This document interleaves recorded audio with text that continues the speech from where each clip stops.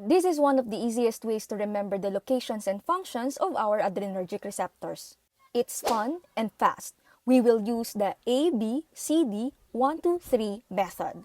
Let's break it down. 1 is for the heart because you've got one heart. 2 is for the lungs because you've got two lungs. 1 is going to constrict, 2 is going to dilate, with an exception here that we will discuss later. A is for alpha receptors, also A for arteries, mainly in the smooth muscle.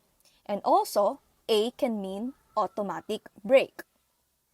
B is for beta receptors, which can also mean beats for beta 1, which work on the heart or heartbeats, and breaths for beta 2, which works on the lungs. Beta can also mean bladder and burn, which is related to B3, which works on the bladder and fat. In the sympathetic nervous system, alpha 1 constricts or causes vasoconstriction in the arteries and smooth muscles, raising blood pressure. Beta 1, on the other hand, constricts the vessels of the heart, increasing heart rate and force of contraction.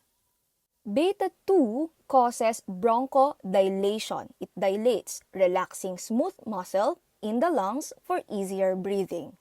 Beta 3, which is found mostly in adipose tissue, bladder, and skeletal muscle, is involved in lipolysis or fat breakdown and bladder relaxation.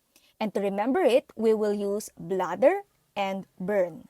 Alpha 2 here is not generally related to our mnemonic as it has different function.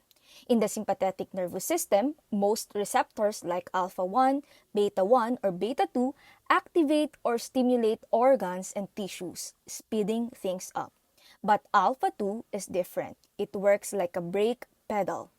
When activated, alpha 2 receptors inhibit further release of norepinephrine, slowing down sympathetic signals. In other words, they stop the gas for being pumped by the rest of the sympathetic nervous system. That's why we will call it the automatic brake. So that's the easy way to remember the adrenergic receptors. ABCD 1, 2, 3 method. Alpha constricts, beta dilates, 1 for the heart, 2 for the lungs, and 3 for the bladder or fat. Alpha 2, that's your built-in brake.